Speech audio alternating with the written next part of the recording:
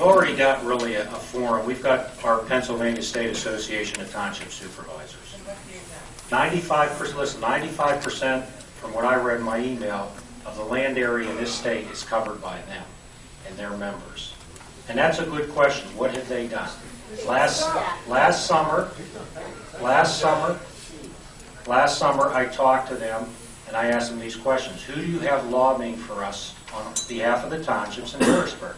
The answer was nobody. Why? Because the gas industry hired the lobbyists we normally use. Well, you know what? You've got to go out and you've got to get somebody else, and you got to be more aggressive, and you got to get the job done. That's the way I feel about it. I've gotten to the point that I know they won't take my calls anymore.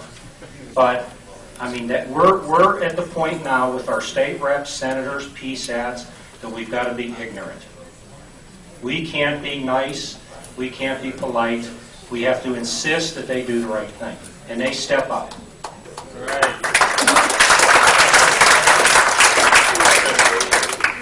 Can you hear me? My name is Cheryl Barner. I'm a supervisor of Morgan Township down in Greene County. I'm also Secretary-Treasurer of PSATs, our state organization. We've been battling this thing for 2 years. And this is nothing new for us. You know, these bills, they propose the gas tax and trying to preempt municipalities from local zoning for years. And it's no new battle. I mean, whenever they finally passed Senate Bill 1100, we were actually going back and forth with the majority leader of the House trying to get something worked into 1050 to make it viable for local government. One thing we've always been against is preemption of local governments for zoning issues. We feel that we should have all the maximum benefits or all the maximum ability to control what happens in our municipalities. We've always felt that way, and we still remain to feel that way. The problem is there's a lot of misinformation going around. Our legislators are being lied to. You're being lied to. I mean, a lot of you were under the impression that we wrote a letter supporting that bill. We did not write a letter supporting that bill. We wrote a letter saying we could support such a bill as long as you take out the language for preemption and a few other things. I mean, we have right here, this is another affirmation of what we've done. PSATS remains committed to working with members of the House and Senate, Governor Corbett to pass a Marcellus Shale bill that satisfies the following principles. Allows municipalities to maintain maximum possible local zoning control while establishing appropriate statewide guidelines on technical aspects of oil and gas operations, the combination of which will ensure reasonable development of oil and gas and creation of economic opportunities for Pennsylvania's citizens and communities. Number 2 is include stringent environmental safeguards to protect Pennsylvania's citizens, communities, and natural resources, and ensures a maximum amount of impact fees remain in the municipalities that will feel the brunt of the impact of the Marcellus Shale-related activities. Now, this is our policy. And this is set aside by all the members that come to our convention, the members of our organization, 1,455 municipalities, passed a resolution in April at our meeting, and that set our policy, and that's what we go for. And that's how we lobby in Harrisburg. We have 3 lobbyists in Harrisburg that work for us every day.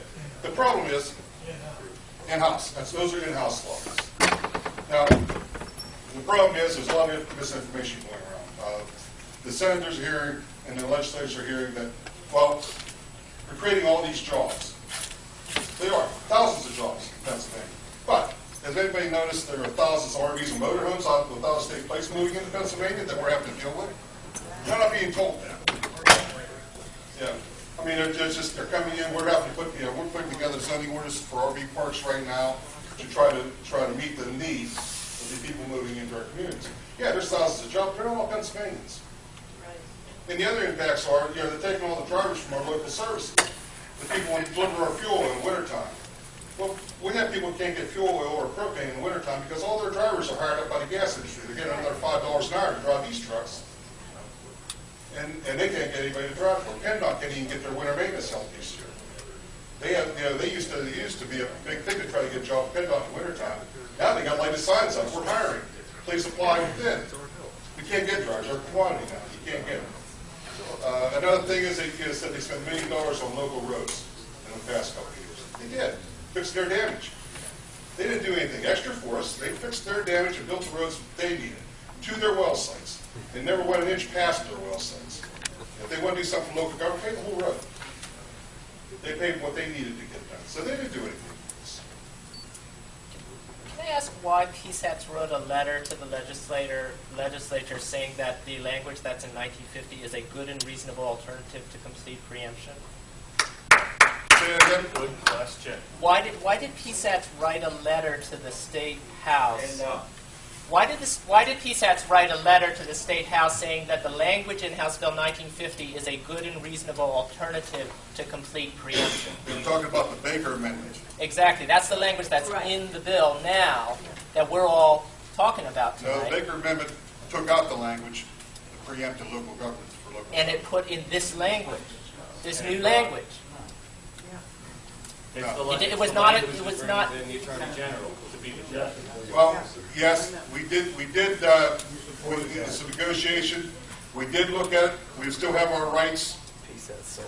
We're zoning. The only thing is, now listen, now listen, we are covered by the Oil and Gas Act. We cannot pass an ordinance that violates the Oil and Gas Act. We had the same problem about 5 years ago with acre. Remember the acre legislation, the farm community? We had municipalities passing ordinances that violate the right to farm law and the Nutrition Management Act. And the industry was having to take the municipalities to Commonwealth Court to do that. Well, the legislature said, hey, we're going to do something about that. So they passed the acre law. It was a big battle. But the acre law allowed them, instead of going to Commonwealth Court, they went to Attorney Generals for mediation on these matters. So anytime an ordinance was passed by a municipality, they didn't have to challenge it in court. They took it to the Attorney General. The Attorney General looked it over and said, hey, you can't do that ordinance. That's what the acre law stated. This was basically the same thing. If the municipality, and the Oil and Gas Act's not going away. It's still there.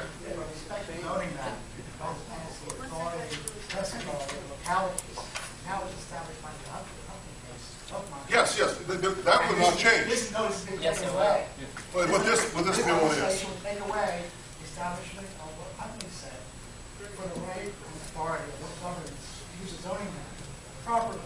They know better and they know best. Well, I know when we wrote the letter stating that, we could work with that mediation process. It's the same bill you're looking at today.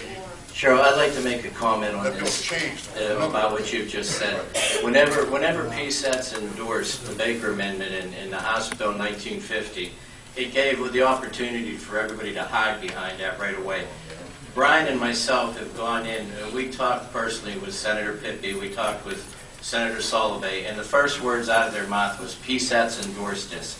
Right. Now, in our township too, we had a gas and oil hearing on Monday, okay?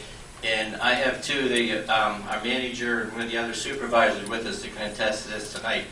Range Resources, their attorney, Ken Karamorski, when I questioned him about it, one of the first things he said also was PSATs endorses this.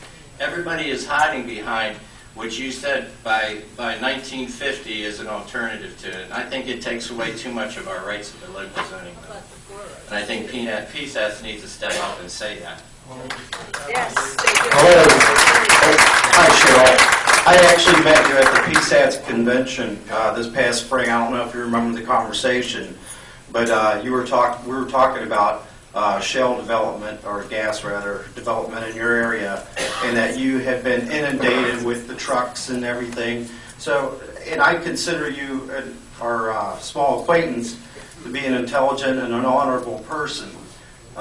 Last week I sent off an email to Dave Sanko, which he replied by personal phone call on Wednesday. And you hit the nail on the head. It's misinformation. It's all these emails flying aimlessly all over the internet and people not getting their facts straight. And I think that's one of the benefits of a meeting like this, is that we can look at each other face to face and go, where did you get that? Where did you hear that? What happened? Some got disconnected along the line.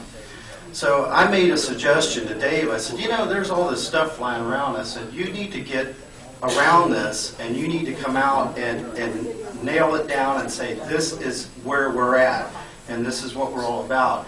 And I'm not sure if I was the inspiration for this. Dave, if you're watching this on repeat or whatever, you can give me another call and we can talk about it. But anyhow, he wrote an op-ed on Friday, which was released on Saturday and Sunday. And it's a 4-page op-ed, but I'll just give you the one little line off of here. And most importantly, we oppose the total elimination of local control, including land use. Instead, we support the maximum possibility or possible retention of local decision-making authority to provide for reasonable development of natural resources consistent with law. So, I mean, he has this is in writing and it's available right now. So, and also, the only time that I've met Dave was on the phone, and I consider him an intelligent and reasonable person as well. So a lot of it is people, they take one piece of information and they blur the line on it and it turns into something else. So, I mean, go ahead, sure. Okay. Yeah, I mean, we've been trying to get people involved for a long time now. If you look what the corporate administration wants to do, they want total elimination of all our rights. Yeah. Yes. And we're trying to get whatever we can out of that. I mean, right now, they've already voted once to totally eliminate our rights. We're trying to get whatever we can back out of them. I mean, we're at zero right now, and it's just like pulling teeth to try to get something back. That's part of the We don't have, problem. they're taking it away from us. That's the problem. I'd like to address this point, and as someone that kind of, this started for me just like everybody else. Somebody knocked on my door. I had a constituent, I think Kenny Ware's in the back with his son. Ken, you know, and his wife Loretta and a few other Lincoln Place residents came to me. And this has been a long journey for me for 2 years. I mean, I was no different than any other elected official. There's nothing special about me compared to anybody else in this room. But what I began to see is that's one of the key points of this is there has never been a fact-based argument put forward to either township officials, city officials, municipal officials per se. No one has come, and I've offered to our council chamber, which we have cable, we have broadcast capability to get this message out. And I'll tell you this, and there's no doubt in my mind that this is a deliberate campaign on, I mean, the oil and gas industry knows what it's won. I mean, they got a clear goal. We don't. And we have levels of understanding that go from, boy, I'm in it up to my eyeballs, to someone like, yeah, I heard about that. And that's the problem on the people's side. And when you sit in front of a state senator or a state rep and go, PSATs did this. Well, that's not true, is it? You're a member of the organization. You just read a letter. It isn't true. And we hear this all the time. We're doing government by talking point here. It's a game changer. All right, what's the game and what are we changing it to? Somebody explain that to me as a local official. No one has. And I've got a great working relationship with people like Dan Frankel, Senator Costa, and so forth. And I got a tremendous amount of respect for both of those guys. Frank Dermody. But they have, all this is business now, friends. You're my friend, but this is business now. And you haven't explained it to me. And all you get, and you heard about the range resources, and at the conference, and we use PSYOPs, and there's a deliberate obfuscation of what the facts are to us, the electeds at the local level, and worse yet, the people of the Commonwealth, and that's really what's at the heart of this. And you point out that right away, the first thing there, PSATs is for it. Well, we found out right now they didn't. And I think PSATs has an obligation to get up tomorrow morning and send an email, telegram, or get a skywriter over the state capitol that says, we did not say that. You have an obligation. If I'm out there lying about you all day long, you have an obligation to go back to everybody else and say, we did not say that, and then you can grab me by the car and say, you said that again. I'll knock you into next week. But that's what's going on here, folks. There's a deliberate, purposeful action here. And let's make no mistake about this. This is about money, the scope of which none of us in the room could even wrap our heads around. We're not talking billions of dollars, we're talking trillions. The billions is that's the penny in this game. Range Resources and their friends and their industry is running ads going, oh, we can't tax energy, it'll ruin everything.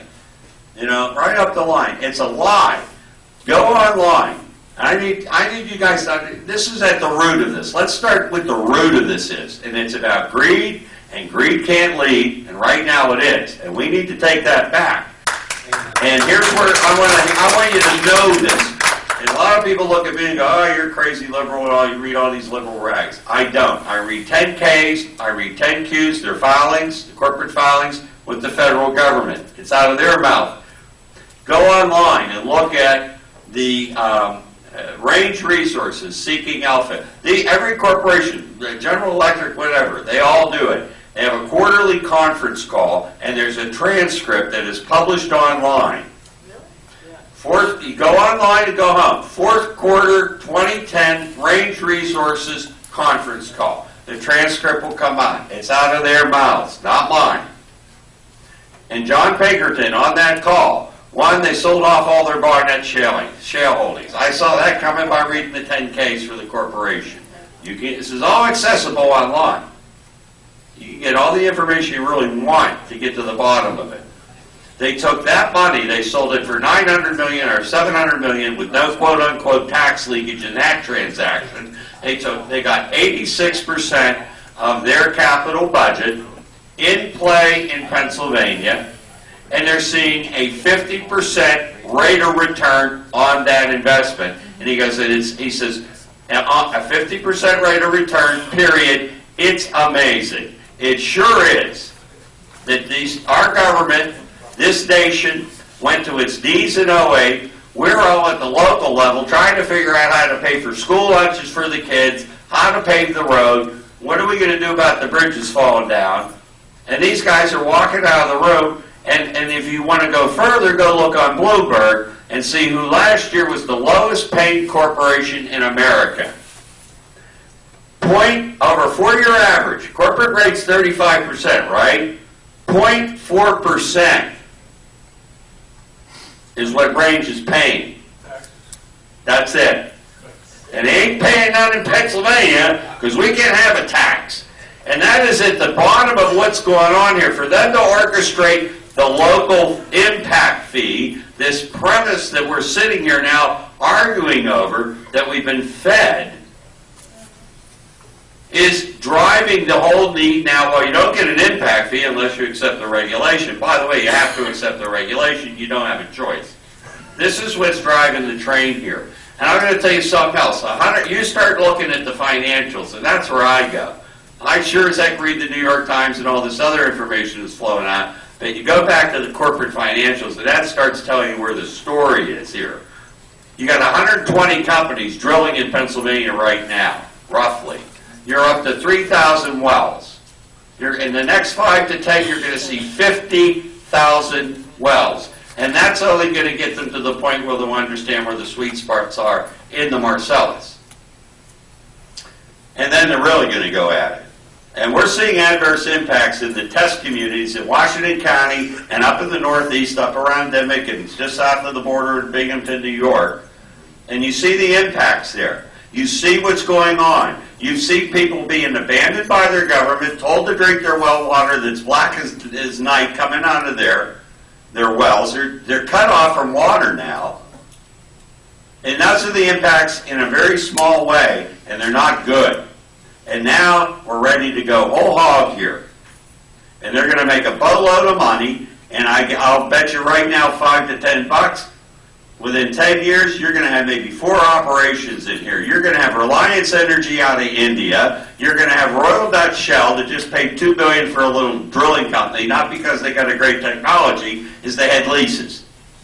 You had Exxon come in and pay, again, these smaller old-line Pennsylvania drilling companies are getting bought up for $2 and $3 and $4 billion apiece.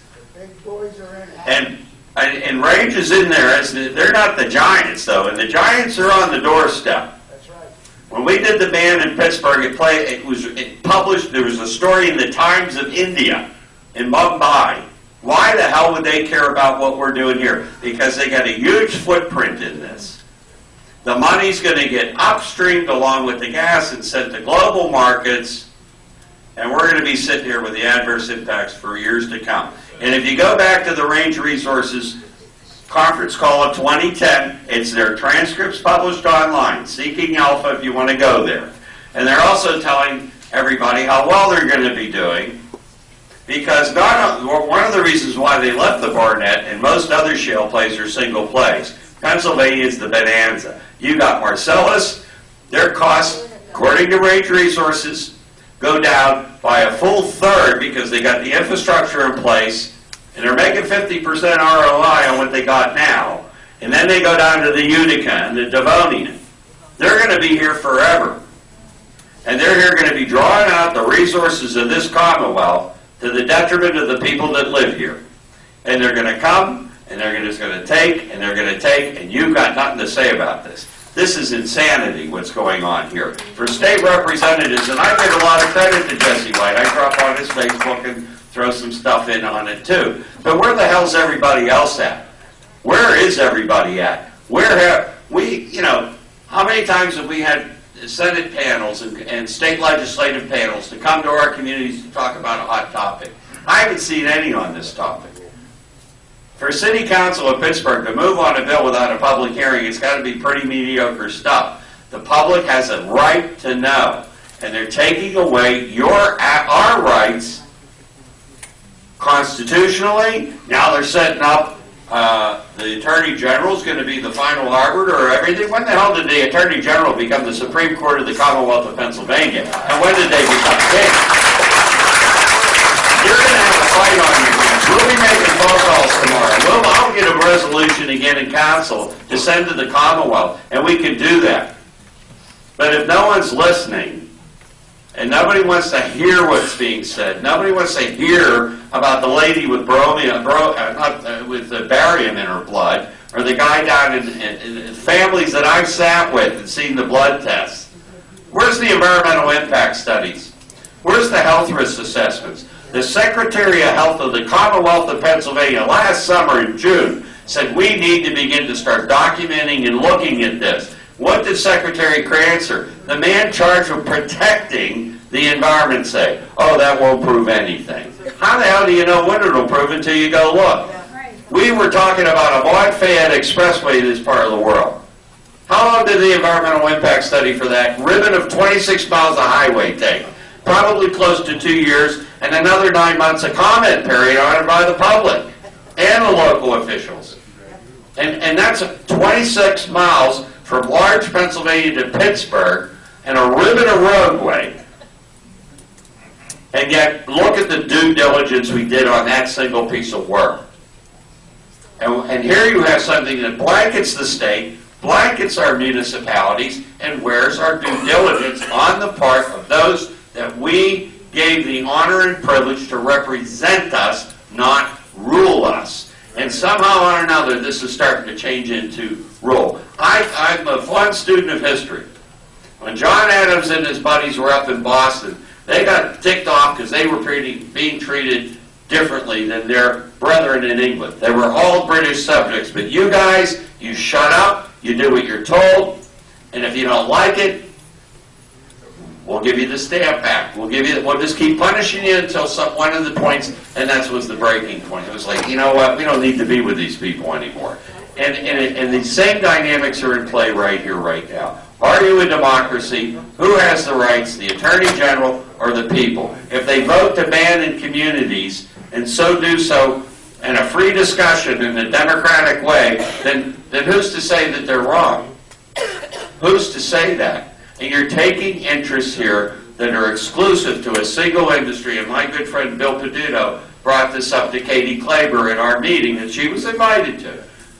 And he said, how is it that every other industry in this country abides by all these rules, yet yours singled out is different, number one. And number two, he said, in which neighborhood are you going to drill in my community first?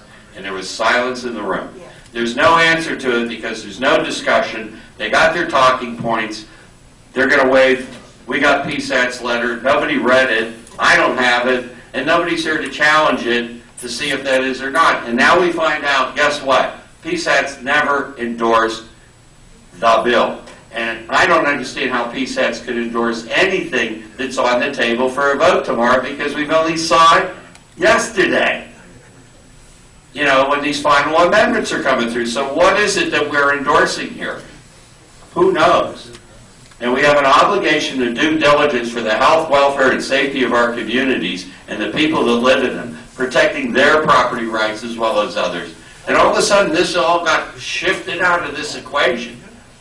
And, you know, here we are, municipal officials struggling at the stroke of midnight to see how we're going to bend the arc of time and change their minds tomorrow. That's a difficult thing, and I think Mr. Lobel alluded to this, is that once it's enacted, we certainly have standing, and there are going to be court cases flying all over this Commonwealth. The bad news is this: we all have a burden here in that maybe we didn't do enough. Collectively, we didn't do enough. But now it's going to cost this Commonwealth and our local tax bases a lot more, because we're going to go to court, folks. If this thing gets passed tomorrow or the next day, you know it and I know it, and the constitutional law scholars are going to have a wonderful time of it, because I don't see how an attorney general can tell me to do anything. Good. I've gone to the attorney general, asked him to investigate the Pittsburgh Water and Sewer Authority twice, and they're like, I'm too busy. Now all of a sudden I'm going to say, hey, I'm trying to deal with a real issue here, and you're going to tell me, no, go away. Nobody put a crown on that office, and I think that's a fatal flaw in this ordinance, or this statute at the state level. We are backed against the wall. We've been fed a pack of lies, fed deliberately misinformation, fueled largely by the industry and their friends, and we get talking points from our elected officials. It's a game changer. It's going to, you know, this is jobs and money. Are we going to do this right? I can't tell you how many times I've heard elected officials, well, we're going to get this right. And I go, yeah, and? Tell me more. How are you going to do it? And nobody ever does. Occupy Wall Street. Yeah, well, there's that too. But we all might be down there tomorrow, you know, getting arrested. I don't know. Maybe we ought to be considering our next act. Well, I think at this point in the discussion is this: is that one, we'll make our best efforts tomorrow to wring the funds and get to the people we need to get to. I think PSAT has to unequivocally come out and absolutely make its position clear and put a press release out and everything else to broadcast. Because if these guys are up there wearing this as a cloak of protection, that has to be removed, number one. If that's their rationale, then they got to fall back to something else. And we'll go from there. Otherwise, it's time to get together and everybody put money in the kitty and go hire the lawyers. I dug into others. One thing about misinformation and taxes, I watched the program with the Lieutenant Governor. He was giving a talk at the Hilton Hotel to a bunch of business people, and one of them asked a question about the impact fee. Why don't we charge a reasonable impact fee? And he said, well, they're paying enough taxes because they paid $1.5 billion in taxes to Pennsylvania last year. Well, in fact, I come to find out that's not true because of something called the Delaware loophole. That gives these corporations the right to domicile themselves outside of Pennsylvania, and they pay no corporate net income tax, and they pay no capital gains tax. Therefore, the governor fed this information to these people. I mean, it sounds bizarre, but it's true. $1.5 billion. Hi, my name is Lauren Hurley. I'm here on behalf of Representative Matt Smith, and I know people are saying that your elected officials aren't here, and I just want to let you know that we're listening. We welcome your feedback. The representative was voted against 1950. When it came up the first time, we'll do so again. So, we welcome your feedback. No, not really. I'm Steve. I met you on the podcast. You're the pilot. Supervisor, Perry County, We're check. Okay, Don, statement. Your different name. Guys, here's the deal. The ones you need to concentrate on is the ones that voted yes for this. In Fayette County, I have Representative Cola, Senator Cassini, Representative DeWeese for Fayette County, Pete Daly. They all voted no. Our ends, no. The vote, no. And the same way with Jesse Stair saying that. He's a no vote. That's what we need. And to sit there and say, yeah, PSATs, that's great. Pass the buck whenever you want to pass it back. But you guys are PSATs. Period. Okay? PSATs is there to represent each and every one of you. And I think they do that pretty daggone well. But I'm telling you, you got to get to the people that voted for this. Senator Sullivan voted yes. So, Rich? Yeah, Andy Schrader and I talked to Tim Sullivan, and again, they're clueless about the issues. And, well, here's what he told us. You guys, why don't you just take the money, huh? Just take the money, forget it. That was the attitude that we got.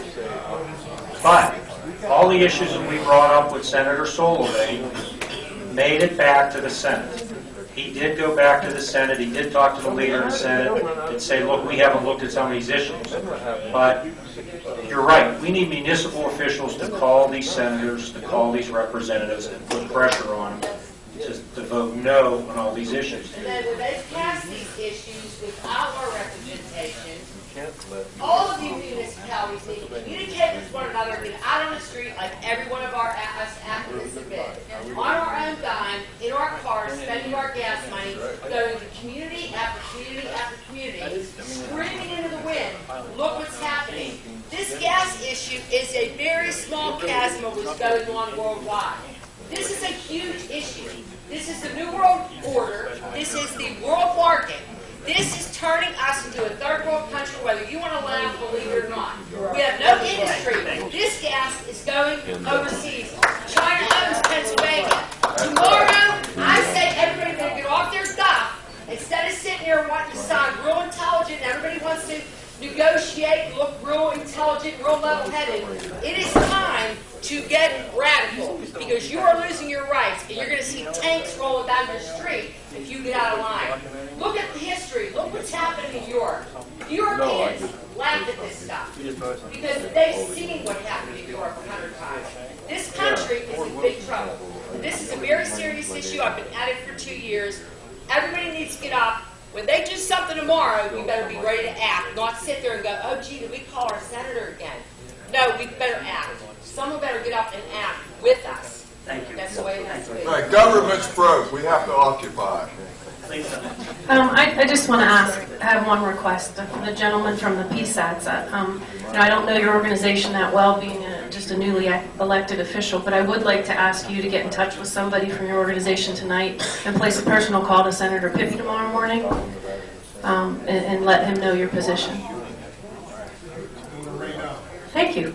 And this is a message that I have for PSATs. You cannot parse words. You have to be very direct. Under no circumstances will we accept any preemption whatsoever. And that's what happens is, well, we won't accept total preemption. They latch onto that. That's how things get out of hand. Even in a letter, you try to negotiate. What we've learned in Robinson Township over the last few years, you cannot negotiate with this industry. It has to be black and white. As soon as you negotiate, they're going to run you right over. PSATs needs to take a firm. We will not accept it under any circumstances, preemption, period. That's their position. We are totally against preemption, and we are the same as every local government organization in the state. League of Cities, County Commission Association, we all have the same message. I haven't heard that message.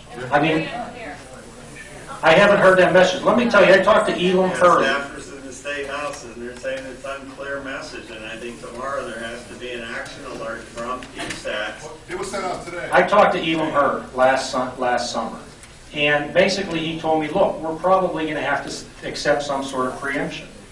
I said, no, you can't do that. That's the mentality. We have to accept the best deal that we can get. You can't go in there and negotiate that way. You have to go in with the issues that we brought up tonight. We need these issues addressed. Setbacks, shared infrastructure. You have to go on the offensive. You cannot play defense with this industry. That's my message to PSATs. Don't parse words with the industry or the legislators and senators in Harrisburg. It's got to be black and white. You pass this, guess what? You've got 1,400 municipalities that are coming after you. Good. I think what Brian wrote out.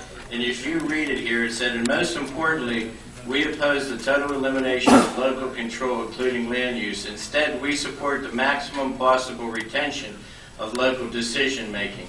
That's giving them an odd is what it's doing. When you say, this is the best we can do. Yes. Right. The best we can do is say, no, pass the impact fee with no ties at all to local exemption or zoning laws. No ties whatsoever. And if You can't give the industry an out. And if I can add to that, I spoke with Ethan her as well the day that the votes were taking place, and he was defending. You step up here. Can't hear. He was defending. What's your name? The fact, Jason Bell, Evans City Planning Commission, and I was emailing Mr. Herr that day as the votes were taking place. He was defending their support of the Baker Amendment, telling me that that's the best we were going to get. Now, I welcome PSATs to the fight now, but there's a reason there was confusion at the time. We were getting mixed messages. The public was being told one thing, and the legislature was being told another thing. That they need to stand on solid footing. And this letter is a good start, but as has been mentioned, there's some holes in this. This is a little bit like Swiss cheese. It gives them a lot of outs when they go through the language here. I sent this letter to every member of the House today, urging them to read it, to take it into consideration, to look at this. Because just like many people here, I sat in the offices of representatives that next week after the vote took place, and they all told me the same thing. Oh, well, your people supported it. PSAT supported it. PSAT supported it. PSAT supported it. But you can understand why there's a disconnect here. Please, stand up. Solid. Be with us. We'll support you. Take our voice to them. Thank you.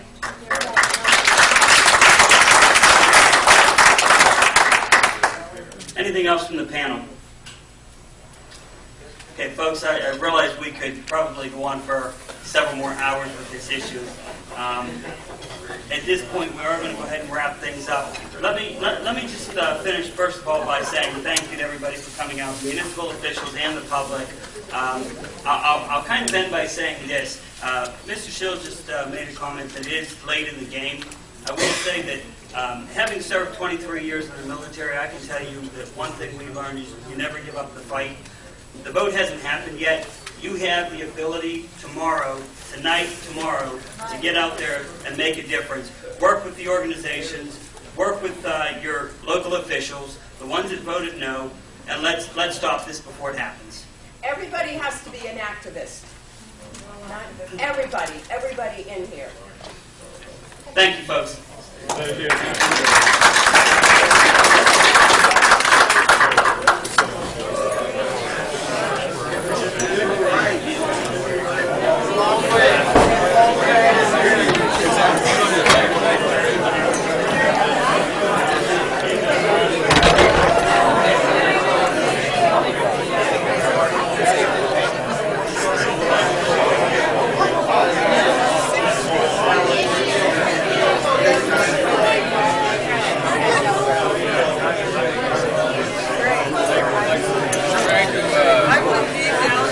Upstream.